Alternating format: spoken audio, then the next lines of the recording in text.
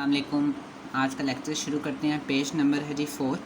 Topic का नाम है relationship of biology to other science. बहुत इंपॉर्टेंट लॉन्ग क्वेश्चन है, 4 नंबर का ये लॉन्ग क्वेश्चन आ सकता है। ठीक है, तो टॉपिक का मतलब यह है कि हमने इस टॉपिक में बायोलॉजी का दूसरी जो साइंस है उनके साथ रिलेशनशिप डिस्कस करना है। ठीक है ना, तो देखते हैं क्या है। The inter relationship among different branches of science can not be denied.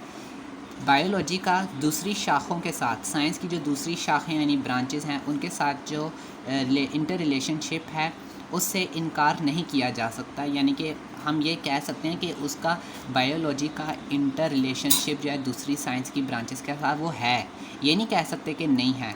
Biology include information. अब बायोलॉजी में कैसी मालूमात शामिल होती है? On various aspects of living thing. जो है बायोलॉजी है उसमें जानदारों के तमाम ज़िंदगी के पहलुओं के बारे में इंफॉर्मेशन इंक्लूड है, लेकिन जो ये इंफॉर्मेशन होती है but this information relate to other branches of science. ये इंफॉर्मेशन जो होती है वो साइंस की दूसरी ब्रांचेस के साथ भी रिलेट करती है। ठीक है ना। Each branch of science has relationship with all other branches.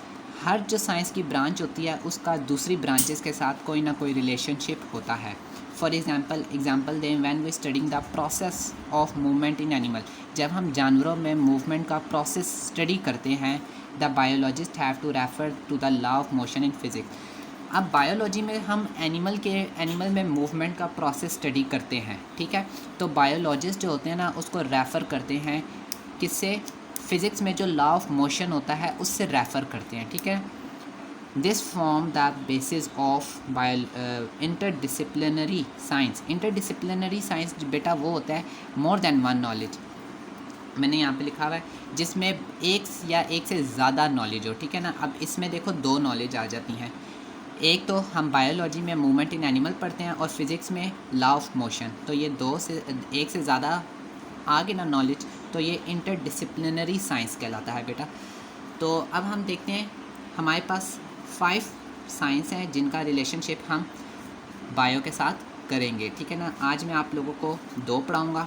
ठीक है, नेक्स्ट लेक्चर में मैं आप लोगों को 3 रिलेशनशिप पढ़ाऊँगा। बायोफिज़िक्स देखते हैं। It deal with the study of the principle of physics.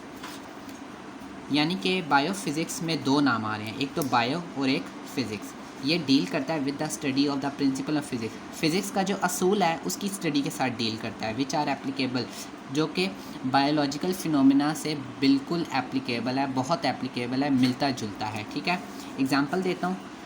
There is similarity between the working principle of lever in physics.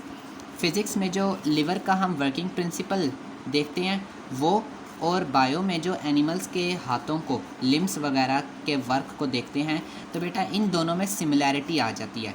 Physics में हम चीज़ें वगैरह उठाने के लिए लिवर इस्तेमाल करते हैं, बायो में हम ये पढ़ते हैं कि चीज़ें वगैरह उठाने के लिए जानवर अपने हाथों का, इंसान अपने हाथों का इस्तेमाल कर रहे हैं। तो इन दोनों में जो है सिमिलैरिटी है। तो देखो इन दोनों का रिलेशन बन गया है बायो फिज़िक्स का। दूसरे नंबर पे हमारे पास है बायोकेमिस्ट्री।